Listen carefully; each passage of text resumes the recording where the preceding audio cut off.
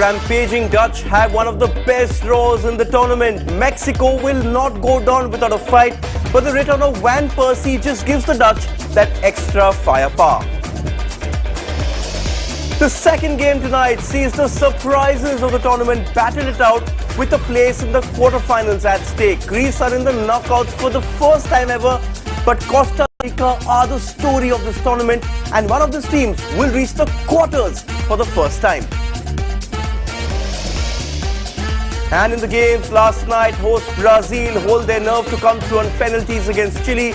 James Rodriguez scores the goal of the tournament to send Uruguay out. Good evening. Yes, can the Dutch safely negotiate the Mexican wave that is coming their way tonight? Karim Bensharifa and Novi Kapadia are here with me. They think the Dutch can. We'll ask them exactly why they think the Dutch can do it. So let's take a look. What are the games tonight in the World Cup? This is our video wall which shows us from the round of 16 right down to the final. Our focus tonight is on the right side of the draw. Netherlands versus Mexico coming up tonight. And after that, the night game, Costa Rica versus Greece. Remember, the winners of these two matches will face off in the quarterfinals. Our first focus on the show, Netherlands versus Mexico. The most prolific attack in the group stages at the World Cup. The Netherlands helped themselves to 10 goals in 3 matches as they cruised into the round of 16. And now will be up against Miguel Herrera's direct counter-attacking Mexico, who also boast of one of the best shot stoppers of the tournament in Guillermo Ochoa. I think Mexico is very well respected, not only by the Dutch, but also by the whole world. Everyone knows their amazing performance against Brazil.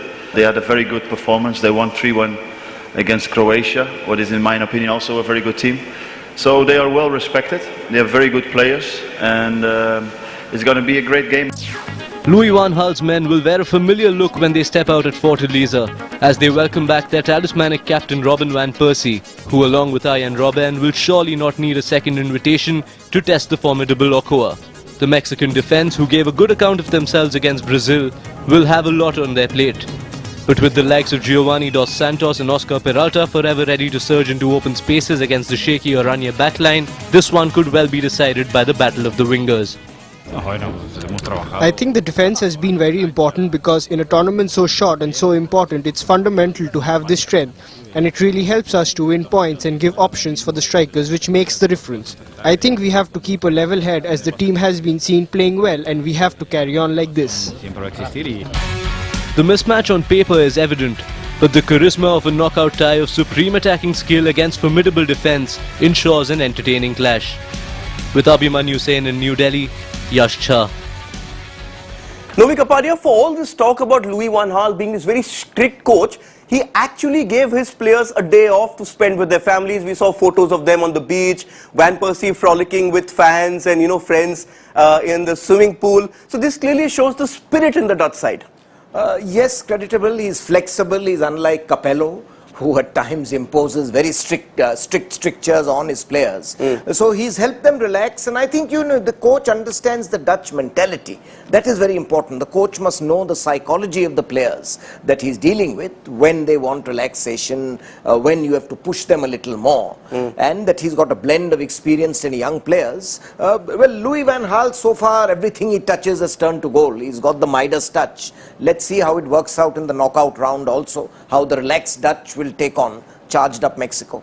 Yes, and the context there is that the Dutch in the past have been completely blown apart by internal egos, but thankfully this time no fights. Everyone seems to be on the same page. Mexico, on the other hand, Karim, are a bit like the Dutch. They've attacked very well in style, and when they've had to defend, they've defended solidly. They are the best defense till now in the group stage. They concede only 1 goal. Marquez is having a great tournament with his experience, but also the goalkeeper is have some brilliant performances. It will be an interesting match because we're going to witness the best attack. The Dutch team have scored 10 goals against the best defense, which Mexico have conceded only 1 goal. Mexico, credit to them, they are animating a very well 3-5-2 system with very good balance in the defense, Yes. the midfield, but also the strikers, and they have options on the bench. Up front, Dos Santos, Peralta, and Guardado did a great job. Well, interesting because, you know, last night in a sense the knockouts kicked off. We all were up watching that Brazil game. So hopefully the 9:30 game energizes us even more. Let's take a look at what Karim thinks could be the likely lineups in this game. First up, we'll look at the Dutch team. Okay, very similar to what they have been playing, but one change could be Depay coming in there, and De Vries and Vlaar have been solid as well. Daley Blind whips those crosses in. Remember what happened in that first game? That cross went into Van Persie. Van Persie is back, and the pace of Robben could be crucial as well. Let's also look at the other team, which is Mexico. And Dos Santos and Peralta have been doing very well, creating a nuisance for the defenses. The one worry could be that Vasquez is out and Salcido comes in because of that 2 suspensions Vasquez picked up. Okay, Karim Bencherifa, let's walk to your corner. Yep. Interesting, I'm seeing your lineup, and it looks like a 4-2-3-1. Yes. The first game, they actually played 3-5-2 against Spain and then moved on to a 4-3-3. Is this because Mexico have been playing 3-5-2 and that's the reason why he should play this system? Well, Van Gaal have changed his system depend on the opposition. We know Mexico will come with a kind of 3-5-2, which is more as 2 attacking midfielders and 1 holding, Salcido. Guardado is very key here. If I feel it is expected, maybe the Dutch team, maybe Van Gaal will come also with a kind of 3-5-2 with Sneijder, Van Persie, and Robben. So the important thing here, if we can see here, is that on this area, and for me, I think Holland need to score and win the match in the 90 minutes. Because if it goes to extra time, I feel advantage to Mexico because of the weather and the conditions. Interesting. Now, we have 3 players versus 4. Because they will have Salcido, they will have the 3 back, and there will be 2, so they will be in control. Remember, this is the best defense and maybe the best goalkeeper of the tournament. So I feel it's very difficult. That's why I think a 4-2-3-1 will suit them better, because especially when Mexico have the ball, they do open up, and when they counter-attack, they do open up, they do push the side, and when Holland attack, then we can have this situation which may happen here. Okay. And then we have quite a 4 versus 4, more advantage, as a bit of as we seen Brazil versus Chile yesterday, and we know the Dutch are very good on one-on-one situation. Yes. Robben, Van Persie, there is a lot of speed. There is all of them are capable on beating the players on one-on-one situation, and also there is spaces to use by these 4 players up front. Also, Karim, just to add on this, you spoke about Arjen Robben. That pace which he has is key. It can blow teams apart. We saw how he blew Spain apart. And also, the speed he has probably is faster than India's fastest 100-meter runner. Absolutely. And that's why I feel by having 4 players always committed to go forward and hitting Mexico before they reorganize more on counter-attacks, they will use these spaces quite well. And even on one-on-one situation, when it's necessary, Robben, Van Persie, even Sneijder and Memphis are quality players, and they can hurt Mexico. Yes, they've hurt the best in the Champions League, so, you know, Mexico shouldn't trouble them much. Important return of Van Persie. He gives the Dutch that cutting edge. Absolute cutting edge, and you see, it's a very important match, that it's the only amongst the 8 matches in the round of 16 where it's a clash between 2 unbeaten teams in their group stage. In all the other cases, one of the teams has lost a fixture.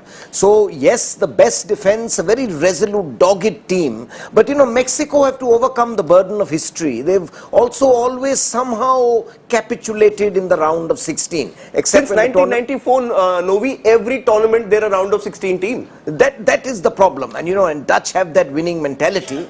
But of course, this Mexico team is very pepped up, and the fact that when you have a superb goalkeeper, that is an added bonus. You know, it lends, I mean, strength to the defense. You get that feeling that, you know, we can weather the storm.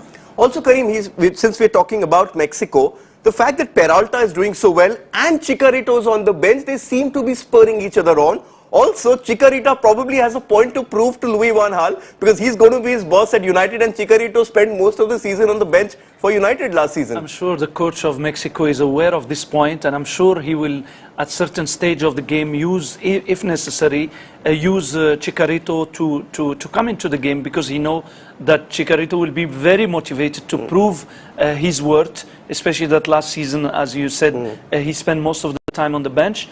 But hang on, does it happen when you play games? You've been a coach at the highest level, you've even coached a national team. So does it happen in such high pressure tournaments that you still think about your club teams or something which, you know, gives you that spark? Of course, it's always there. You know, there are many situations. Sometimes a player leave a club or leave a club not in a good way, and when they play against that club, they give all out. They know they want to prove a point, and in this case, Chicharito have a chance before even starting training with Van Gaal to show Van Gaal what he's capable of.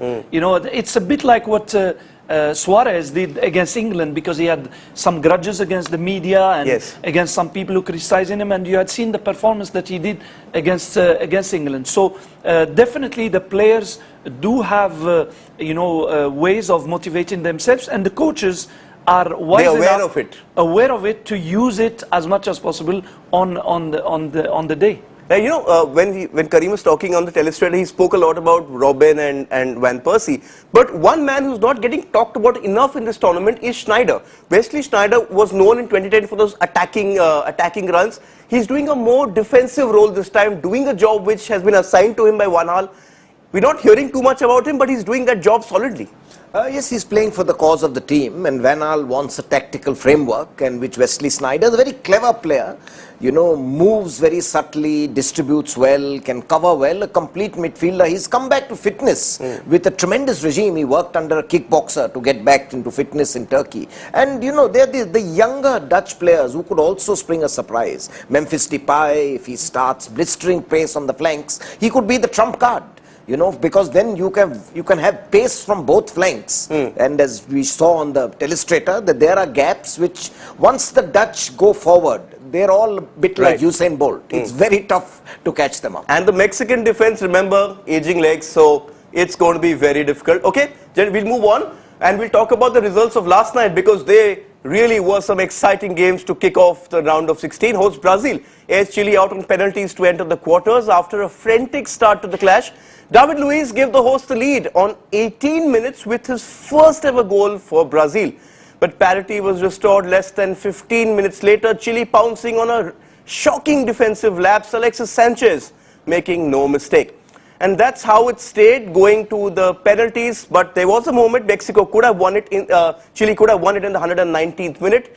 And then in the penalties, goalkeeper Julio Cesar proved to be the hero. He saved the first two penalties to give Brazil the ascendancy, and then when Neymar slotted home, it was do or die for Chile, and they crumbled. Yara hitting the post, and Seleção were through to the last 8. Brazil will be Colombia, who made history by qualifying for the quarters for the first time with a 2-0 win over Uruguay in Rio.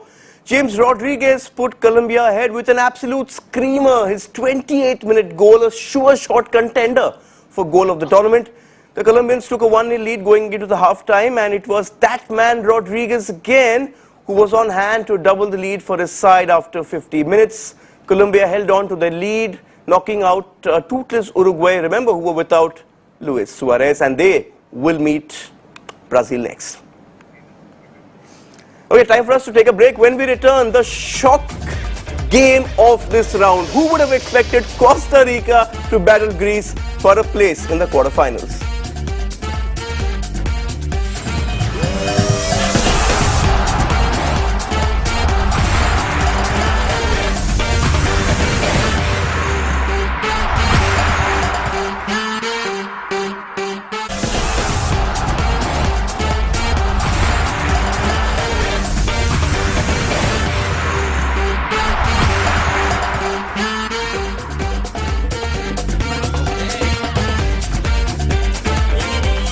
Welcome back. Costa Rica, the shock. yet deserved winners of the group of death take on 2004 Euro champions Greece, who themselves left it as late as they could have to seal qualification.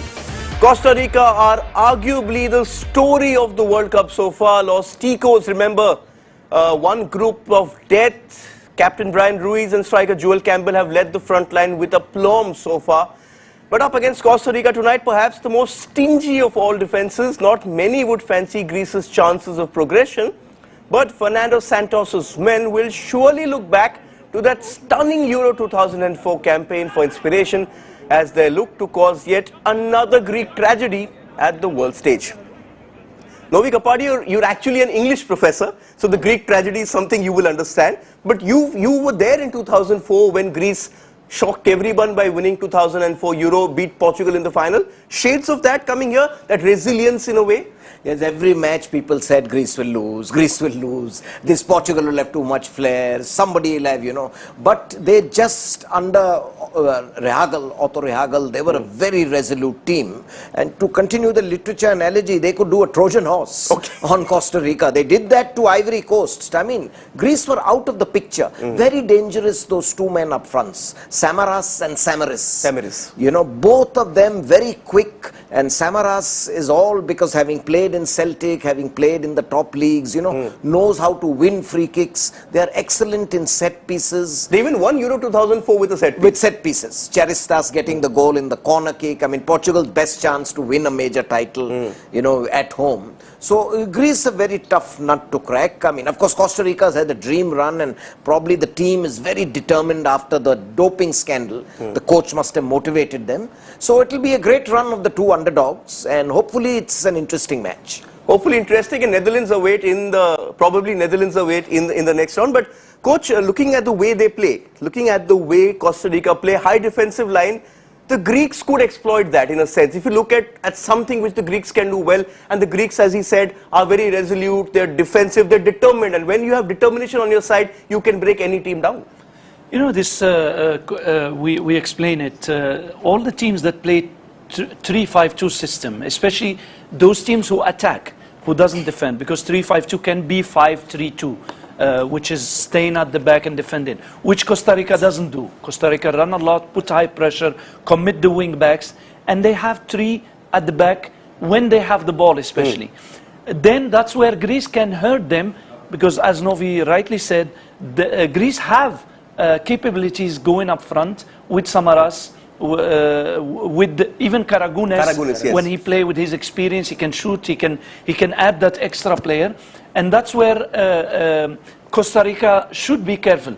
Now, which Greece we will see on this round? Is it the Greece that will sit again back, or is it, according to some sources, what's going on in the camp of Greece, that they will go to this camp? Also, they may be thinking that we want to finish the game in 90 minutes, because if we go to extra time, it's not in our advantage. Right. We may see a Greece that is also attacking. Then hopefully it will be a surprise for us. It will definitely be a surprise for all of us who've seen football over the years to see a Greek team actually attacking. Well, time for us, what we'll do is we'll look at the tweets you've been sending in. So let's look at our tweet wall. And the first tweet coming our way is from Kaushal Gupta. He writes, Brazil won a lost match last night. Neymar and Julio Cesar, well done, guys. Yes, Brazil must be heaving a collective sigh of relief. Oi Guju writes, Colombia are the team to beat now. And this man, James Rodriguez, it's his World Cup. We can tell you that he is the front runner for the player of the tournament. Fossilized Roy writes, Mexico have lost 3 and drawn 1 of the last 4 encounters, with the Dutch conceding at least 2 goals on each of these occasions. Our experts have set it up as the battle of the best attack against the best defense. Mek Betani writes, one of the keys in tonight's World Cup, Netherlands versus Mexico, will be the battle of the wings back. Yes, Karim Ben-Sharifa spoke about that. Our tweet of the day, and this one will bring a smile on all our faces. And the perennially awesome Saina Nehwal wins the Australian Open Super Series. Lots of love to our Indian warrior in between the World Cup euphoria. This one comes from IMSK27. And this is how you can join in the conversation as well. All you need to do is tweet IBN Live with the hashtag World Cup. You can also tweet Karim Ben-Sharifa and Novi Kapadia as well. Time for us to go. We'll be back at 11:30, hopefully with the result for the first game. That's Netherlands versus Mexico. Goodbye.